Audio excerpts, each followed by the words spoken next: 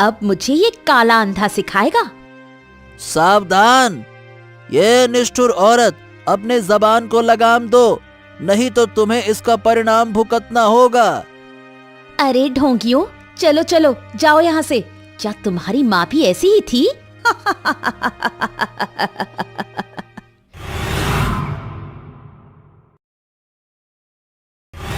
एक छोटे से गांव बीरमपुर में एक दयालु अमीर किसान हरिदास रहता था। हरिदास की फसलें हर साल लहलहाती थीं, जिन्हें बेचकर वो गांव का सबसे बड़ा अमीर किसान बन गया। उसका दिल भी बहुत बड़ा था। वो हमेशा गांव के गरीबों की मदद करता था। उसकी पत्नी मीरा एक घमंडी और अहंकारी महिला थी, जो हमेशा दूसरों की गलतियां निकालती थी और उनका मजाक उड़ाती थी। अजी सुनते हो, कहाँ मर गए? हमारी सारी संपत्ति गांव वालों को ही चढ़ा दोगे क्या? हमारे आने वाले बच्चों के लिए भी कुछ रख दो। अरे अरे अरे अरे अरे भाग्यवान, तुम ऐसा क्यों बोल रही हो? देखो, तुम अभी गर्भवती हो। तुम्हारा चिल्लाना, गुस्सा करना, ये हमारे आने वाले बच्चों को नुकसान पहुंचाता है। शांत रहो, शांत रहो, लंबी लंबी सांस लो, शांत। हाँ हाँ, मैं तो कुछ बोलूं भी नहीं। हाँ। और इस गरीब अजगर जैसे काले आदमी को इतने सारे अनाज की बोरी क्यों दे रहे हो? अरे अरे अरे अरे भाग्यवान, ऐसा ना बोलो। देखो, ईश्वर ने सभी का शरीर अलग अलग बनाया है। किसी को उसके शरीर को देखकर बुरा भला मत कहो। अरे बेचारे की बेटी की शादी है, विवाह है, तो मुझसे उधार में अनाज मांगने आया है। हाँ। मीरा गुस्सा होकर अपने कमरे में चली जाती है। ओफो, ये भाग्यवान भी ना। देखो पुनिया भैया, मैं माफी चाहूंगा। अब मेरी पत्नी क्या कहे ऐसी ही है। इसकी बातों को दिल पर मत लेना भैया, है ना? अरे नहीं भैया, नहीं नहीं नहीं, गरीब है तो सुनना ही पड़ता है। अब हम काहे को दिल में लेंगे। चलिए अब मैं विदा लेता हूँ। धन्यवाद भैया, धन्यवाद। इतना बोलकर पुनिया वहां से चावल की बोरियां पकड़कर चला गया। हाँ, मुझे भाग्यवान को समझाना ही चाहिए कि ऐसा व्यवहार उन्हें छोड़ना होगा। ये अच्छी बात नहीं है। हरिदास घर के अंदर जाकर मीरा से बोला, अरे देखो भाग्यवान, तुमने सही नहीं किया जो अभी बाहर बोला। हाँ, तुम किसी को ऐसे नहीं बोल सकती हो। अरे तुम्हें इसका परिणाम जरूर मिलेगा। समझ रही हो मैं क्या बोलना चाह रहा हूँ? हाँ हाँ हाँ, बड़े आए समझाने वाले। मेरे पिता ने तुम्हें इसलिए 20 एकड़ जमीन नहीं दी कि तुम मुझे ये सिखाओ। मेरे लिए बाजार से आम लेकर आओ, मुझे आम खाने का मन कर रहा है। हाँ हाँ हाँ, ठीक है भाग्यवान, मैं बाजार जाकर तुम्हारे लिए खट्टे मीठे आम लेकर आता हूँ। ठीक है। हरिदास बाजार जाते वक्त सोचता है, हाँ, भाग्यवान को ऐसा नहीं करना चाहिए। पता नहीं मेरे बच्चों पर इसका क्या असर होगा। क्या कहूं मैं। हरिदास बाजार में एक फल की दुकान पर। नमस्कार बिज्जू भैया, नमस्कार। नमस्कार हरिदास भैया, नमस्कार। बहुत दिनों बाद हैं?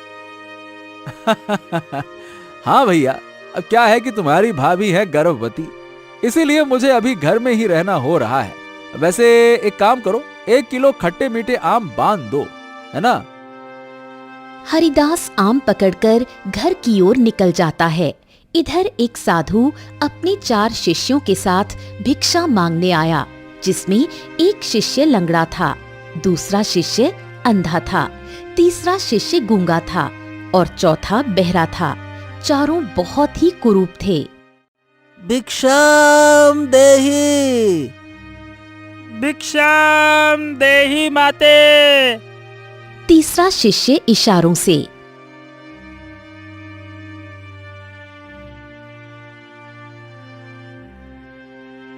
साधु बाबा बोलते हैं, अरे नहीं नहीं नहीं नहीं शिष्यों, हमें धैर्य रखना चाहिए। और हाँ, इस बार तुम आवाज लगाओ शिष्य। भिक्षाम देहि माई, भिक्षाम देहि। इधर मीरा अपने कमरे में आराम कर रही थी। अरे कौन है? परेशान करके रख दिया। कौन आ जाता है सुबह सुबह? ऐसा बोलकर मीरा बाहर आती है। इधर साधु के शिष्य, भिक्षाम देहि माते, हमारे गुरुदेव और हम सभी ने बहुत दिनों से भोजन नहीं किया, कृपया हमें भिक्षा देने की कृपा करें माते। बड़े आए भिक्षा मांगने वाले, कुछ मेहनत का काम करो। और तुम इतने काले और अजीब लग रहे हो, क्यों? बचपन में कोयला खा लिया था क्या? मीरा ने उन शिष्यों का बहुत मजाक उड़ाया। तभी साधु बोलते हैं, पुत्रे पुत्रे पुत्रे, ऐसी बातें ना कहो। अरे ये तो भगवान का दिया हुआ शरीर है। किसी का रंग काला तो किसी का रंग गोरा। वैसे पुत्री, शरीर का काला होना चल जाता है, लेकिन मन का काला होना नहीं चलता। भगवान तुम्हारा भला करे। बड़े आए मुझे ज्ञान बताने वाले, तुम्हें पता भी है मैं किसकी बेटी हूँ? इस राज्य के सबसे बड़े जमींदार की बेटी। और हाँ, तुम्हें यहाँ कुछ नहीं मिलेगा, समझे ढोंगी?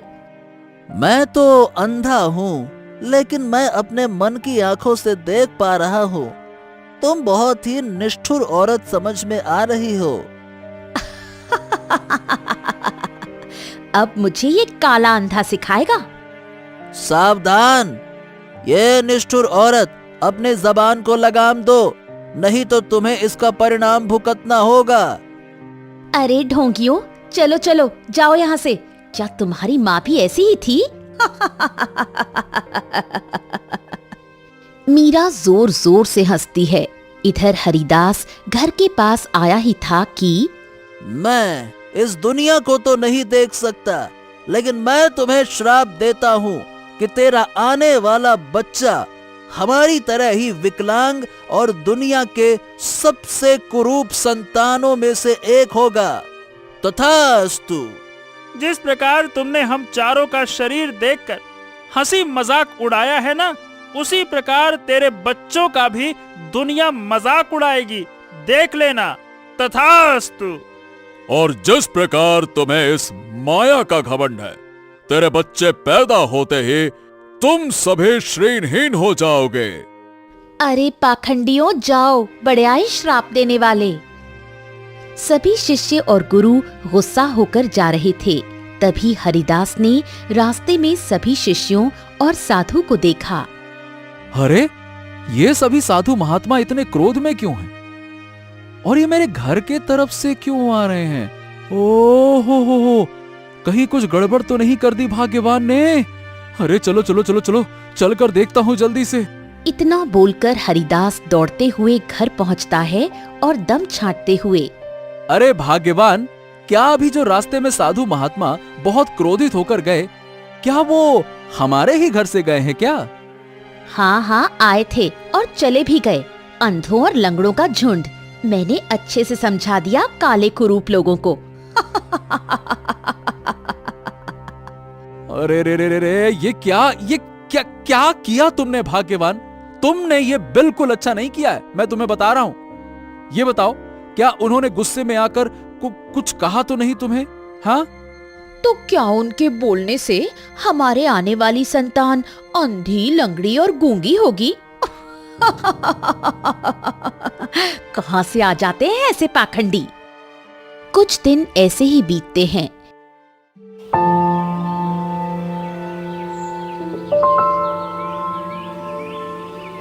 एक दिन अचानक मीरा दर्द से करहा रही थी। अजी कहाँ हो? जरा देखो, मुझे बहुत दर्द हो रहा है, जरा वैद्य जी को बुला लाओ। हाँ हाँ हाँ हाँ भाग्यवान, हाँ हाँ। अरे मंगरू जल्दी आ, कहाँ है मंगरू? आ गया हरिदास जी, आ गया, कहिए। अरे मंगरू, वैद्य जी को बुला कर ला। तुम्हारी भाभी कभी भी बच्चे को जन्म दे सकती है। जल्दी कर, जा बुला कर ले आ, जा। मंगरू गांव के वैद्य को पकड़कर ले आता है। हाँ वैद्य जी, देखिए ना, भाग्यवान दर्द से बहुत कराह रही है। वैद्य जी, कुछ कुछ कुछ कीजिए ना वैद्य जी, कुछ कीजिए। वैद्य मीरा को देखता है और गांव की एक धाइमा को बुलाने को कहता है। हरिदास हरिदास हरिदास, भाई मामला तो बड़ा गंभीर है। अरे कुदरत का करिश्मा देखो, एक साथ तुम्हें 4 बच्चे होने वाले हैं। हाँ। उधर धाइमा कमरे में जाती है। कुछ ही देर में बच्चों की रोने की आवाज आती है। धाइमा बाहर आती है। हरिदास जी बधाई हो, तुम्हें 4 पुत्र हुए हैं। लेकिन हाँ, लेकिन क्या धाइमा?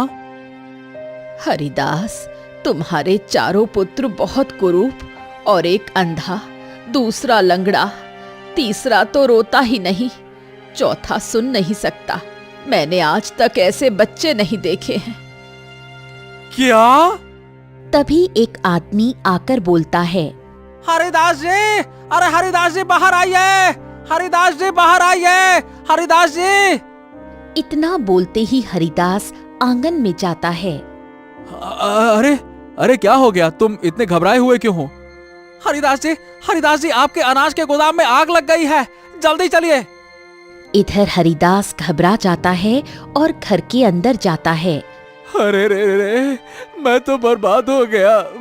मैं पूरी तरह से बर्बाद हो गया। मेरा पूरा गोदाम जल गया। ये सब कुछ श्राप का ही असर है। जैसे ही हरिदास देखता है, वो बोलता है। अरे ये क्या है? ये मतलब कोई इतना कुरूप कैसे हो सकता है? और सभी कहीं न कहीं से विकलांग हैं। ये क्या हो गया भगवान, ये क्या हो गया? मुझे माफ कर दीजिए। मुझे उन साधु महात्मा और उनके शिष्यों को अपमानित नहीं करना चाहिए था। हाँ भाग्यवान, उन्हीं महात्माओं का श्राप लगा है हमारे पुत्रों को। इसीलिए मैं बोलता था कि किसी को उसके शरीर को देखते हुए उसका मजाक मत बनाओ।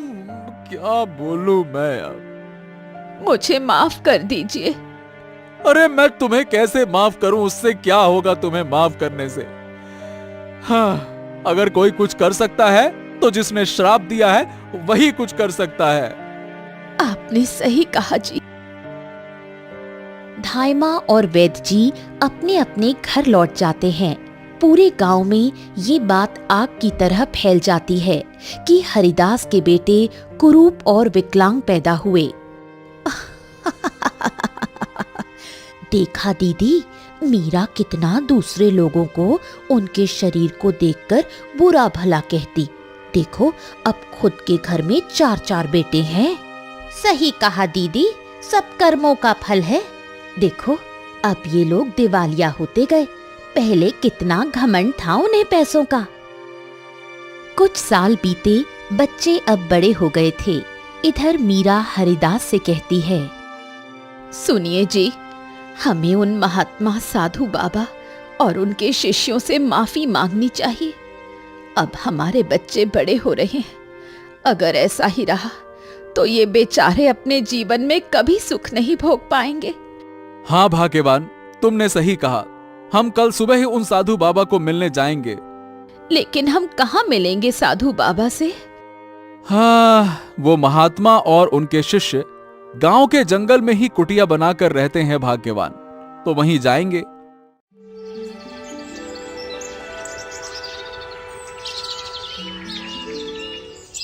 सुबह होते ही हरिदास, मीरा अपने 4 पुत्रों के साथ साधु बाबा की कुटिया पहुंचते हैं। कुटिया में 4 शिष्य बैठे थे। साधु बाबा, साधु बाबा, साधु बाबा, मेरे बच्चों को श्राप से मुक्त कर दीजिए। ये मेरे पुत्र हैं, मोहन, सुरेश, गोपाल और महेश।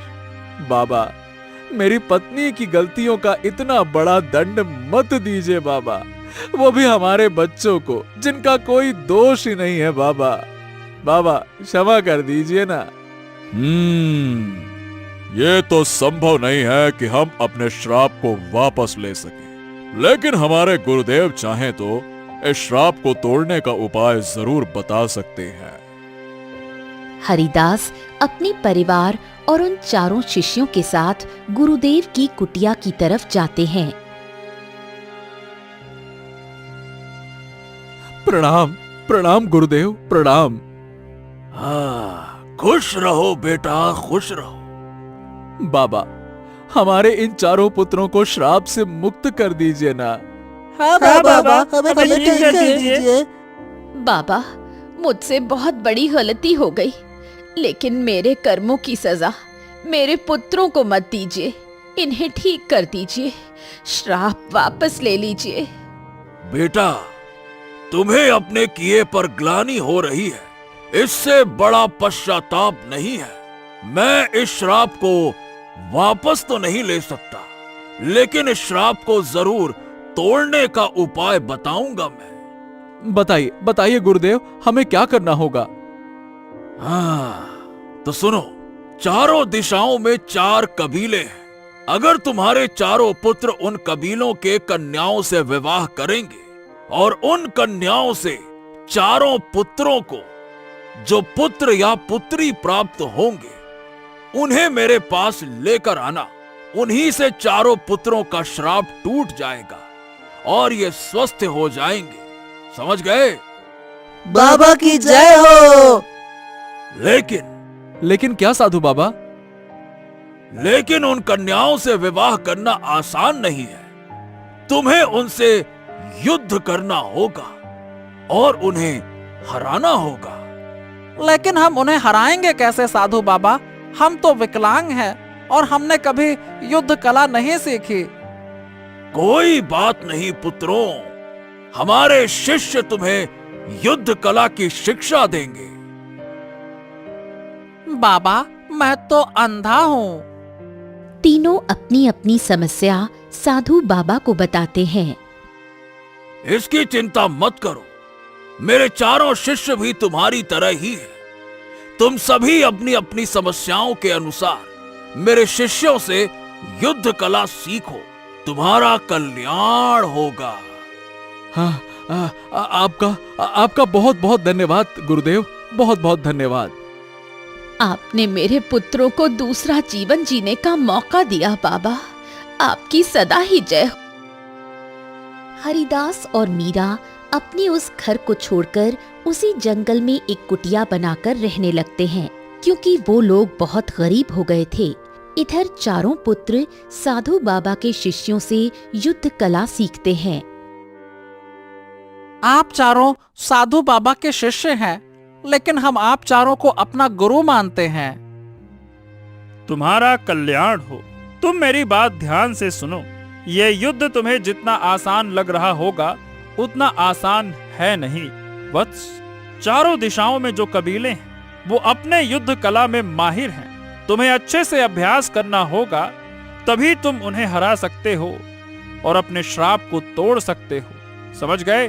मोहन, सुरेश, गोपाल और महेश, तुम्हें अपनी समस्याओं के अनुसार हम तुम्हें युद्ध कला सिखाएंगे। चारों ने को विद्या के बारे में बताना शुरू किया। गुरुदेव, मैं अंधा हूँ, तो मुझे कौन सी विद्या सीखनी होगी? मैं भी अंधा हूँ, लेकिन मैंने कभी हार नहीं मानी। तुम्हें उत्तर में जाना होगा और तुम्हें उत्तर दिशा के कबीले से युद्ध करना होगा। मैं तुम्हें किसी अस्त्र से कैसे बचा जाता है वो सिखाऊंगा, क्योंकि हम अंधे हैं। हम अपनी आंखों पर भरोसा ना करते हुए अपने कानों पर सबसे ज्यादा भरोसा करते हैं। समझ गए? हाँ, जैसे आपके आज्ञा गुरुदेव। गुरुदेव, मैं तो लंगड़ा हूँ, मुझे कौन सी विद्या सीखनी है?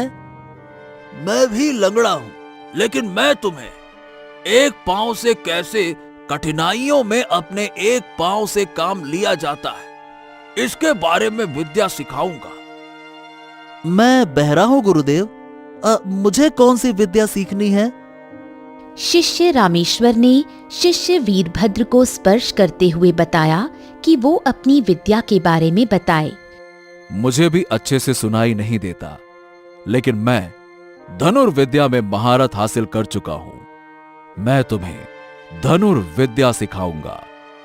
जी गुरुदेव जी। शिष्य वीरमणि बोल नहीं सकता। वो इशारे से गदा चलाने का इशारा कर रहा था। महेश इशारे से सिर हिलाते हुए सहमति देता है। तुम सभी को 3 महीने तक यह युद्ध विद्या सीखनी होगी, तभी तुम चारों दिशाओं के कबीले में युद्ध करने जा सकते हो। समझ गए?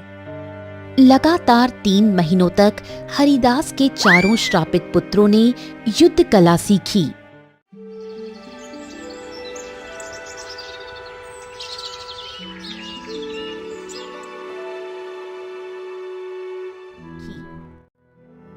हाँ गुरुदेव, हमने 3 महीने कड़ी मेहनत करके युद्ध कला सीखी। अब हमें चारों दिशाओं में जाने की आज्ञा दीजिए। आज्ञा है, जाओ। लेकिन गुरुदेव, हम चारों भाइयों को एक साथ जाने की आज्ञा दीजिए ताकि हम एक दूसरे की सहायता कर सकें।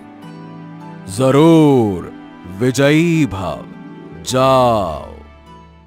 चारों भाई उत्तर दिशा में जाते हैं।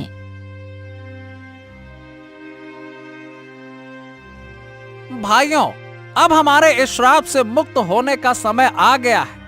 हमें इस घने जंगल को पार करके उत्तर दिशा में जो हिरण्य कबीला है, उनकी कन्या को हम में से एक उन्हें हराकर उनसे विवाह कर लेगा। ठीक है? जी भैया।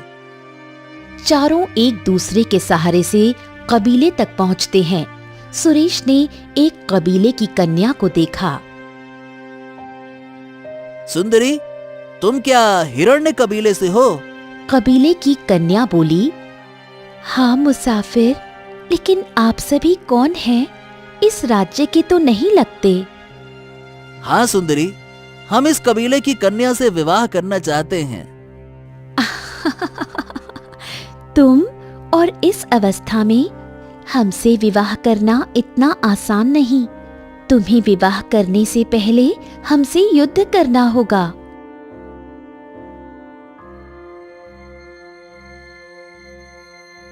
चारों भाई कबीले में जाते हैं। कबीले का सरदार बोलता है, और तुम कहां से आए हो मुसाफिरों? और तुम इतने अजीब अजीब से क्यों दिखाई दे रहे हो? क्या बात है? सरदार, इसका एक बहुत बड़ा रहस्य है, लेकिन हम आपको बता नहीं सकते क्योंकि हमें हमारे गुरुदेव ने इसकी आज्ञा नहीं दी है।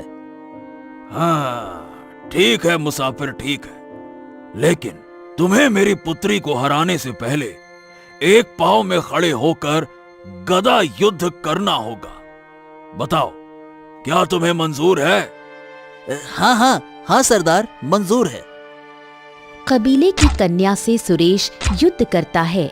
दोनों में बहुत ही भयंकर युद्ध होता है, लेकिन इसमें सुरेश की विजय होती है। हाँ, बहुत खूब, बहुत खूब, बहुत खूब मुसाफिर, बहुत खूब। तुम लंगड़े होने के बावजूद भी तुमने हमारी पुत्री को हराकर अपने युद्ध कौशल का परिचय दिया। हम अपनी पुत्री का विवाह तुमसे करवाएंगे।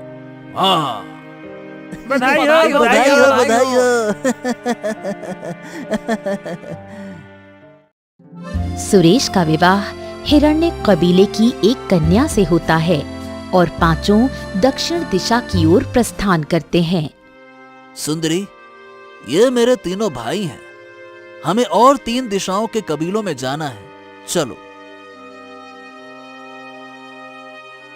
पांचों लोग दक्षिण दिशा में करीब 5 दिनों की लंबी यात्रा के बाद भिगु कबीले के इलाके में पहुंचते हैं।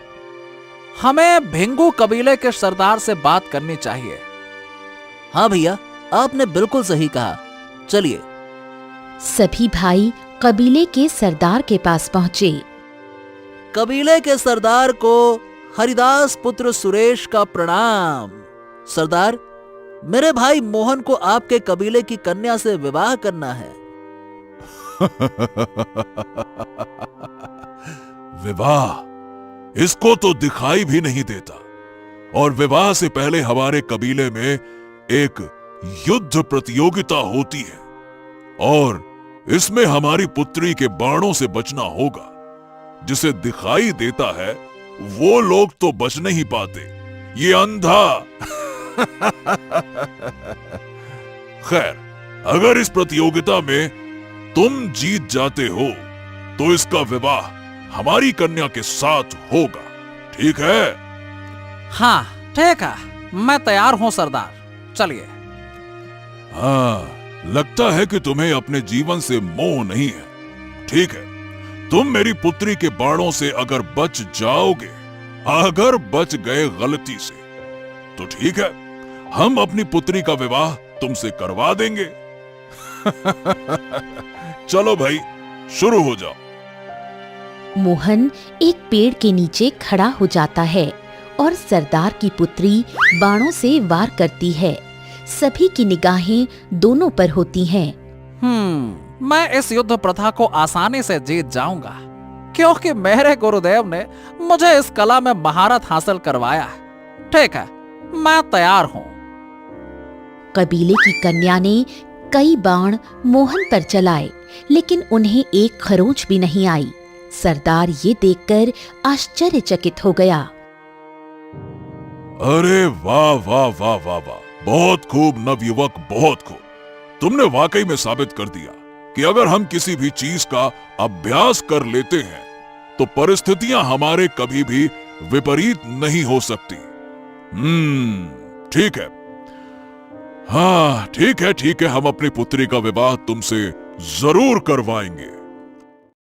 सरदार अपनी पुत्री का विवाह मोहन से करवा देता है। सभी लोग कबीले के सरदार से अलविदा बोलकर पूरब दिशा के कबीले की ओर प्रस्थान करते हैं। इधर हरिदास और मीरा, हाँ, हमारे पुत्र पता नहीं किस अवस्था में होंगे। भगवान उन्हें सलामत रखना, उनकी रक्षा करना। इधर सभी लोगों ने पूरब दिशा के कबीले तक पहुंचने के लिए पहाड़ पर्वत पार किया और भैरव कबीले के सरदार के पास आए। कबीले के सरदार को गोपाल का प्रणाम स्वीकार करें। सरदार, हमें आपकी पुत्री से विवाह करना है। कबीले के सरदार ने बोला, कौन हो युवक तुम? मैं हरिदास पुत्र गोपाल हूँ सरदार। अगर तुम्हें मेरी पुत्री से विवाह करना है तो इन तीनों पेड़ों को एक ही बाण से काटना होगा, और ये आज तक कोई नहीं कर पाया है। करके दिखाओ तो हम तुम्हारा विवाह अपनी पुत्री से करा देंगे। मोहन ने उसे इशारे से समझाया। ठीक है, मुझे मंजूर है सरदार। गोपाल ने अपने बाण को साधा और नारियल के 3 पेड़ों को काट गिराया। सरदार बहुत प्रभावित हुआ। वाह वाह वाह, जाबाज, क्या धनुर्विद्या है। मैं अपनी पुत्री का विवाह तुमसे ही करवाऊंगा। हाँ। गोपाल का विवाह कबीले की कन्या से होता है। सभी लोग खुश होते हैं और आपस में बात करते हैं। हाँ, बस अब पश्चिम दिशा के कबीले में जाना है, फिर हम भी अपने श्राप से मुक्त हो जाएंगे। हाँ। सभी लोग कबीले में रात भर आराम करके सुबह होते ही पश्चिम दिशा की ओर प्रस्थान करते हैं।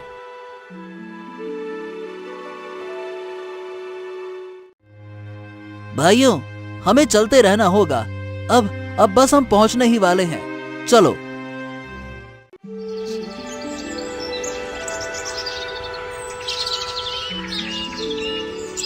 छह दिन की पैदल यात्रा के बाद पश्चिम दिशा के पौरुष कबीले में पहुंचकर महेश इशारा करता है। हाँ महेश, तुम बिल्कुल कर लोगे, बस अपने ऊपर विश्वास रखो, ठीक है? हाँ, सही बोला सुरेश तुमने। हमें कबीले के सरदार से मिलना ही होगा। चलो।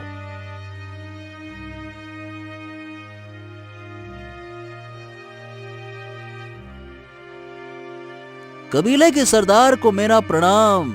मैं हरिदास पुत्र सुरेश हूँ। मेरे भाई महेश को आपकी पुत्री से विवाह करना है। अच्छा, लेकिन वो क्यों नहीं बोल रहा? उसकी जगह तुम क्यों बोल रहे हो? सरदार, ये एक रहस्य है जिसे हम आपको बता नहीं सकते, क्षमा चाहेंगे।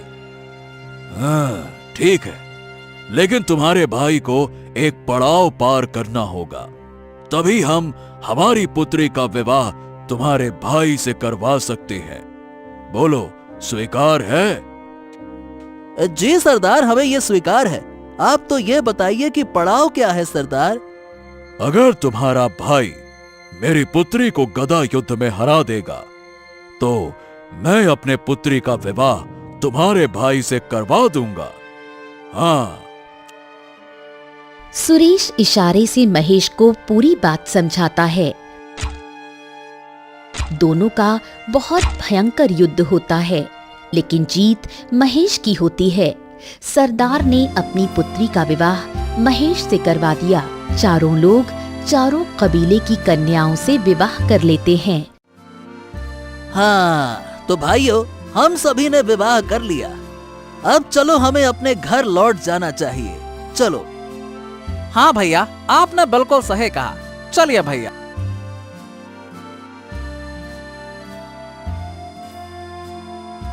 सभी भाई अपनी पत्नियों को लेकर अपने घर को पहुंचते हैं।